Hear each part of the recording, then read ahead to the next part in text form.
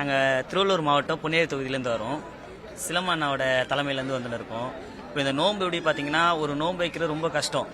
இந்த ஒரு 30 நோம்பு நாங்கள் வச்சுட்ருக்கோம். அதில் ஒரு சார்பாக எங்கள் தளபதி வந்து ஒரு நோம்பு வைக்கிறார். அந்த ஒரு நோம்பு கூட அசால்ட்டாக நம்ம சொல்ல முடியாது. ஒரு நோம்பு காலைல விடிய காலத்தில் சஹர் பண்ணிட்டு நம்ம அந்த நோம்பு வச்சு வெயிலில் கஷ்டப்பட்டு எங்கள் இஸ்லாமிய மக்களுக்கு அது ஒரு நோம்போட கஷ்டம் என்னன்னு அவரும் உணர்ந்து அதை வச்சு எங்களுக்காக இப்படி ஒரு நிகழ்ச்சி நடத்தி தராரு. எங்களுக்கு ரொம்ப சந்தோஷமாக இருக்குது.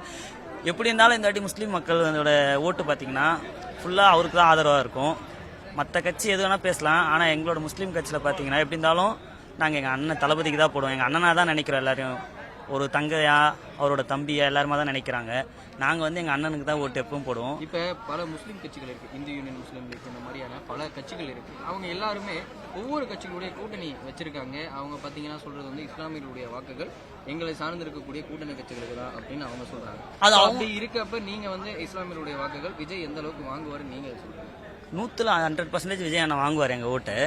அது வந்து அவங்களோட கட்சியோட இது சார்பு. ஆனால் எங்களுக்குலாம் எப்படி பார்த்தோன்னா எங்கள் அண்ணனோட ஓட்டு எங்களுக்கு கண்டிப்பாக எங்களுக்கு முஸ்லீமோட ஓட்டு எல்லாமே விஜய் அண்ணாக்கு விழும். கண்டிப்பாக நாங்கள் புன்னேரி தொகுதியிலேருந்து வந்துருக்கோம். கண்டிப்பாக புன்னேரி தொகுதியில் முஸ்லீமோட ஓட்டு கண்டிப்பாக விஜய் அண்ணாக்கு இருக்கும்.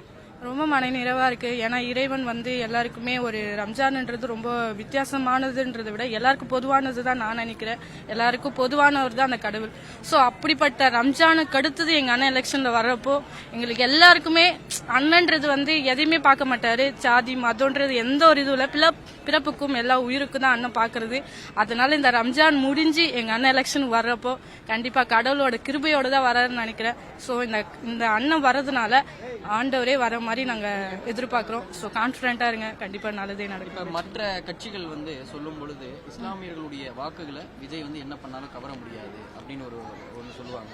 பெண்களுடைய வாக்குகளை வேணா அவர் வாங்க முடியும், ஆனால் எங்களுடைய சப்போர்ட்டு எங்களுடைய பேக் போனே வந்து பார்த்தீங்கன்னா இஸ்லாமியர்களுடைய வாக்குகள் தான் அப்படின்னு எதிர்கட்சிகளும் ஆகட்டும் ஆளுங்கட்சிகளாகட்டும் சொல்றாங்க. புதிதாக வந்த கட்சி வந்து எப்படி ஓட்டுகளை வாங்கும் அப்படின்னு அது கண்டிப்பாக எங்களால் ஏற்றுக்க முடியாத ஒரு விஷயம். ஏன்னா இப்போ அண்ணன் வர்றது வந்து எல்லாத்துக்கும் சமோண்டு தான் வந்திருக்காரு. ஸோ இஸ்லாமியர், இந்து, கிறிஸ்டின் அப்படின்னு எதுவுமே பார்க்கல.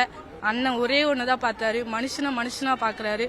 ஸோ முஸ்லீம்காரங்களும் இந்துக்காரங்களும் கிறிஸ்டின்ஸும் எல்லாமே ஒன்றுன்னு அண்ணன் வந்து சேர்க்குறப்போ கண்டிப்பாக முஸ்லீமும் அண்ணனுக்கு தான் ஓட்டு போடுவாங்க, அண்ணனை ஜெயிக்க வைப்பாங்க.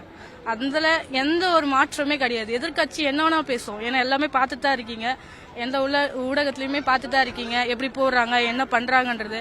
ஆனால் அண்ணன் கரெக்டான வழியில் போயிட்டு இருக்காரு. எல்லாரையும் ஒன்றா சேர்க்கணும்னு ஆசைப்பட்டுருக்காரு. கண்டிப்பாக நல்லதே நடக்கும்.